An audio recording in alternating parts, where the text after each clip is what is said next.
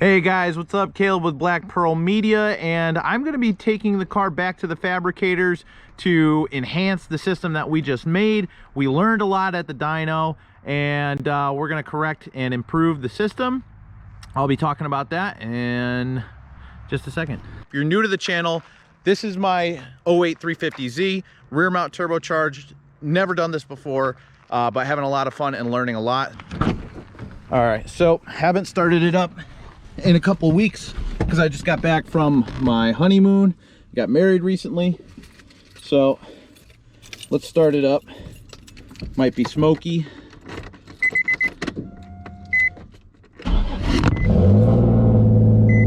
Whoops, you guys fell. All right, so we're gonna let this run for a minute.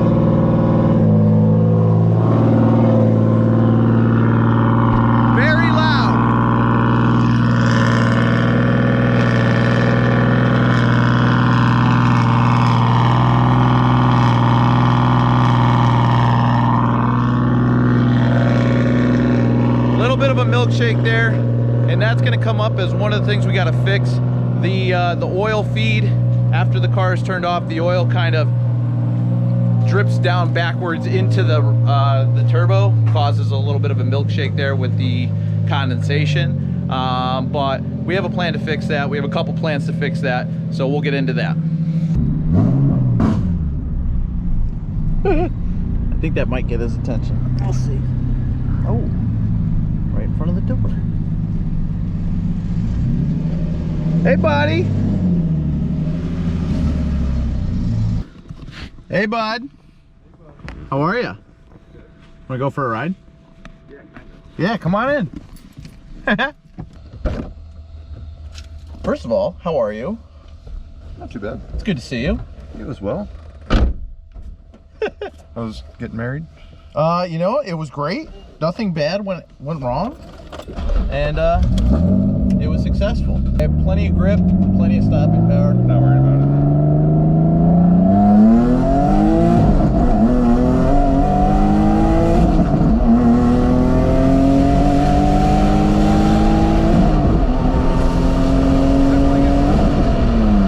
We were slipping the whole time. Not slipping, but like my traction control was on. That's not bad.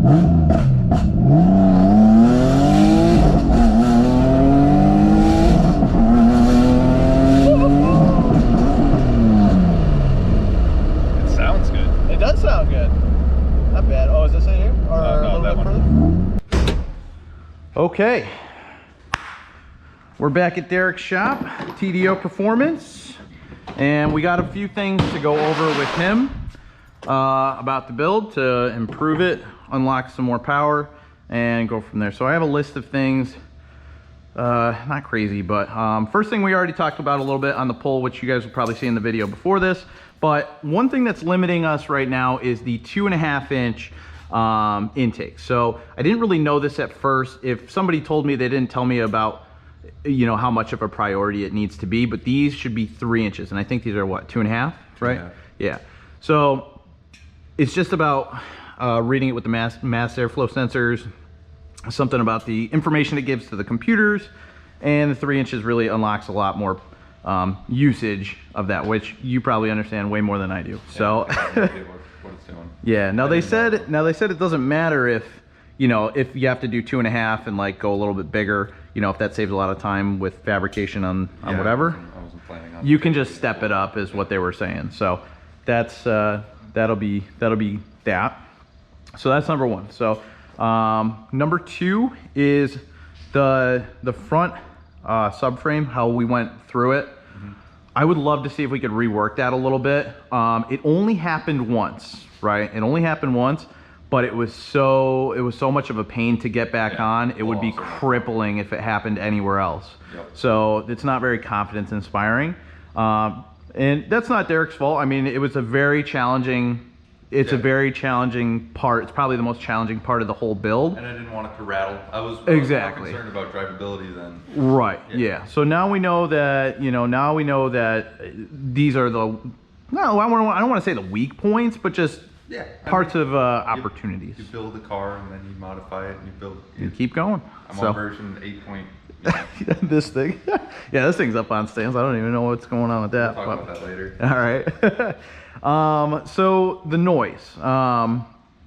I would love, I don't know if there's any options, but I would love to put some sort of resonator in here to quiet it down. Or I'm even open to some sort of muffler option, but I don't think that's going to be much of an option with the amount of room that you have, unless you did some crazy, funky, like weird stuff. But I think I would be happy with just a little bit of a resonator, maybe in one of the drop down sections. Maybe you can weld something in there or something. I don't know.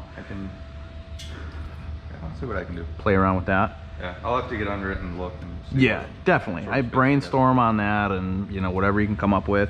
It's almost there. I feel like, you know, it's not terrible, but if we could improve it a little bit, I think it would go that extra mile. That would be really good. As far as the wastegates go, I started to get some boost creep pretty bad, and the reason why is because we have it on this side, but we have it right on a turn, and it's at a 90-degree angle. So it's hard for the air to, I don't know, naturally route that way, I guess they were saying. And here, I have a picture to kind of show you. Yeah. And we're adding a second one. Yeah, the second one's going to help. I think Yeah. it's more, you have that much volume, you know, coming through, and then you only have a That one 44 little millimeter hole. Exactly. Yeah. And it doesn't help that it's at a 90, which, yeah, that's just how it is, whatever. Fish, I Yeah.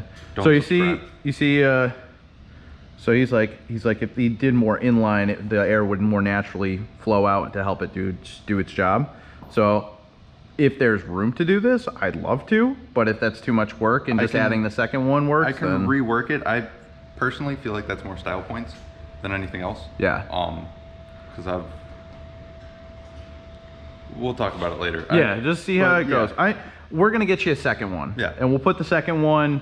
There's a good spot on the right bank that like it slightly bends right, where it slightly bends right. That could be a perfect spot, just Yeah, like one air on coming either right side. at it. Yeah, I think that's really gonna help us out. So let's see. So we got intakes. We have the front subframe rework. We have the resonators. We have blow-off valve. And the last one, or wastegate, sorry. And the last one is the some sort of a sump, like we were talking about before. Yes. So what's going on, as you already warned and many people warned, is we're getting a little bit of oil come back and seep through the turbo. So on the first 2 pulls of every run, smoky like crazy. There's also a bit of a milkshake that comes out in the morning when it mixes with condensation in the air. So 2 things that we should do, and I didn't do this because we were on a time crunch, but and I don't know if you can just do it easily, but just reclock the turbo up a little bit. So you see how there's a big droop in the line here? Yep. If we just reclock the turbo. No, because then it's going to pool in the housing. Oh, okay. You know what I mean? Yes, I do. Because it's, you know, a circle, and Yeah. if you clock it, then it's going to pool there. There instead. Okay, gotcha. Well, more importantly is to get some sort of a sump in there to fix Yeah, the like problem. a little pot, and then. Right. I would Yeah. also, I think you should step down that line, because. What, this the 10 AN line? Yeah. Think so? It's a lot of volume to fill. I bet you it's not Circulating. no, what would the word be? Like priming. Okay. You know what I mean? Like it's sucking air. Oh, a through little the- bit of air through the. Yeah. Until it gets a solid, you know, slug of oil coming up through it. It's Yeah. not primed. Okay. That's just a that's what I think. Gotcha. I think I'm gonna just keep it this way, Okay. and the reason why is just because I don't know. That's what Denny recommended, and he thought about the volume of it. I don't know. So I'd say let's keep it for now. Or you know, by the time you get to that point, I'll have a conversation with Yeah. Denny and see what we want to do, because I'm not opposed to it. You know. Because the reason everyone goes -10 in a conventional setup is because it's a gravity drain. Mm-hmm. So you're just like pressurized oil goes into the turbo, and then by the time it's basically dripping out of there. Right. So it's more movement than you need. Yeah. But if you're, pulling it through a pump, I think it's too much volume in the AN line itself. Okay. Well, Just personally, I don't know. I'm not an expert. Sure. But just a thought. yeah, no, it's a good thought. A lot of people give me good thoughts. Yeah. Well, this I is. know. I bet it's a controversial build. Not Yeah. many people do this. It is a controversial build for sure. But so far it's pretty fun. I also have Sounds pretty cool. yeah, it's not bad. So I also have a meth injection kit. So we're gonna be doing meth injection. So I'm not actually sure what that takes to install, like in the intakes. All I heard is that it should be installed, like the inlets on Yeah. both intakes as close to the throttle bodies as possible, or pretty reasonably close. Be careful about where you put the meth tank. Go read the SCCA rules, because Yeah. I know if you want to do auto. Oh, yeah. They're very particular about meth. I will look into that. I didn't think about that. Which Yeah, is good. SCCA is particular about meth. Okay. All right. Well, thank you for the heads up. I will look into that. And then also put this on a list. So this was another limiting factor. These are GTR injectors, which is a step colder. Or I'm not sorry, spark plugs, not injectors. Oh. So that was also a limiting factor, to the point where it was funny because they were like, oh, I think we have some at the shop down the road. So I went to the shop and they didn't have it, even though they said they had it on their website. And then they're like, all right, well, we'll just pull the car out and let's pull it apart and re-gap the spark plug. So while we were doing that, they're tuning Steve's car. And we're just like running all over the place. It was a very interesting day. Yeah. So those came in and I'll be installing those. So when I go back up there, I'm hoping for 500 wheel. Be a good number. Yeah, it would. It'd be a very nice number. I would Yeah. like that. Matter of fact, the guy who sold me this car, he really scoffed at me when I said, I don't know, the tuners are saying 500, and he was like, yeah, right. I was like, oh, I don't know, I'm just telling you what they told me. But yeah, so and I wanted to get your opinion on this because they did recommend an oil cooler, which I think that's a good idea anyways. But I don't know where's a good place to put it. I don't know if we could put it back behind here underneath the headlight and just cut some holes in there, because I don't really care about appearances at this point, you know. Like that? Yeah, I like that. Says it doesn't have to be anything fancy. I made it for my car and then decided Did to you? use it. I don't know. I mean, yeah, if we can make it work, I don't know. Does it fit in between? The intercooler and the... Maybe some rework? Or with some things off? Yeah, It looks like it would fit. yeah. So I'd really like to get an oil cooler in there for sure. And it might affect where the return comes back, so that might be something we want to factor in, because I think the addition of that is like a big chunk of... Yeah, you guys should figure out Which one? how you're routing it. Yeah. Have you, just because I'm thinking about it, Sure. have you thought about bumping your oil pressure on the pump, What do you mean? your oil pump? Bump? Explain. Usually they have a relief valve, and if you shim them a little bit closer, you can get some more oil pressure out of the stock pump. Oh yeah? Because I've not heard. you're pushing a lot of oil All over the place. place. But doesn't it not really matter because you have the scavenge pump doing most of that work? Well, this is just me. I don't know. Controversial. Yeah, I'm just thinking it never hurts. Okay. You know what I mean? Like oil, well, to a certain extent, I guess, Yeah. because people on the internet are going to kill me. But I run 40 psi on that car just because it's good to have instead of 30. Yeah. Just a thought. Yeah. Well, I'll ask about it and I'll do some more research and figure it out. Denny wasn't happy with you about this. What? He said you made the intakes too fancy, and we had a ton of issues getting the rubber on for some reason. But it was a trick. yeah. Yeah. But I said, hey, I don't know. He built them. I just pay him. Like, I tend to build stuff tight. Which is fine. That's, you know, we got him on. He was actually more upset about the clamps. The clamps like barely fit just to start. We had to use clamps just to clamp them together, just so they would start to thread. So I'll have to step up the. If you could see, we actually had to use the tractor supply ones for that side because we just couldn't get that side at all. And we do it for a PCB system. He just threw it down there. Okay. He's like, yeah, it's not really gonna leak at all. It's I was like, all right. Yeah. So. I just noticed like a little bit of oil here, but Yep. It's a turbo car. There's been oil all over this car. It's not leaking oil. It's sweating horsepower. Yeah, it's sweating horsepower. I like that. But don't lean on the back of the car, or unless you want lots of grease. Oh, is it very? Oh yeah. It's actually not terrible, but just because it's been sitting, but like, gets pretty greasy. Oil smoke out of the turbo. Yeah. So it does smoke, but only on the first two pulls, and it's the oil. It's got to be. That's what I'm telling myself. Actually, I had a precision too, so I'll keep making fun of you for that. That's fine. I can take it. I'm a big boy. But actually, I was pretty terrified because, so we were out so late at the tuners. We got there at 12, and we were supposed to be there at 11, and we didn't leave until 1 in the morning, which means we didn't get back until like 4:30 in the morning. Damn. I felt so bad because Denny came with me, and his wife or his girlfriend was like super upset with me. I meant to get her flowers, but it was out for a while, and I was like, all right, I got to take it for a ride before we go. And everybody was dead at this point, but I was like, I got to take it for a ride. Yeah. So I took it for a ride. It was incredible.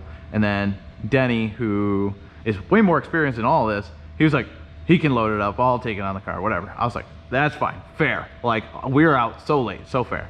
So I loaded it up on the trailer for the first time because I didn't load it the first night. And he had offset it to the right a little bit, and I didn't. I just went right on. And I realized the next day when I took it off the trailer that there was like some lips, and one of them punctured the dash 4 line that I had on there. So I started leaking oil all over the place. So we ended up fixing. You'll actually see it under there. It's like a brass fitting. It's pretty janky, but it's like, we tried to fix it for a better fitting, and we couldn't even get the line off. So we're like, we're just gonna live here now. Yeah. But line to fix. Yeah, exactly. And then the other thing I messed up is I forgot to put a bag over the turbine. So while we were driving, it was just spinning. So when I drove it the first time when we got back, and it was smoky, and I didn't know about the whole pooling oil and stuff. I thought I like damaged the turbo or something. But luckily it's just the oil. Yep. And after like 2 pulls, no smoke. So that's good. I was like, cleans itself out. Yeah, it cleans itself out, self-lubricating. It's good to go. But any questions for me? I mean, I know I just went over a ton of stuff. No, I mean, it's pretty straightforward kind of stuff I expected you to come back for. You know, we've been talking back and forth exactly, a little bit, yeah. And yeah. Not that I like built it planning for you to come back. But no, dude, these are just the challenges, and some are very unique to this car itself. Like, I don't think the size of the intakes matter too much for every single car out there. Maybe they do. I don't know. Yeah, it's something that I'm not a Z guy. I'm a decent guy. I don't know. Yeah. I'm not a boosted Z guy. Well, I guess I am now, but very new to the club. Alright guys, so I keep forgetting to do outros, but this is my outro for this video. It's in the loving, caring hands of Derek over at TDO. You guys should check him out on Instagram at The Defensive Octopus. Go check him out. I'll drop the link below. But he's working on the car. Parts and materials have been ordered. It's been there for about a week. So I'm hoping to get this updated by the time snow comes. We'll see what happens. I mean, there's a lot of stuff to go on. I know I was talking to him and I was like, just a couple things, but it adds up. So we'll see how this progresses. I'll keep you guys updated, and please like, comment, and subscribe for more updates because it is coming. Thank you guys so much. Appreciate you watching the video tonight. Have a good one.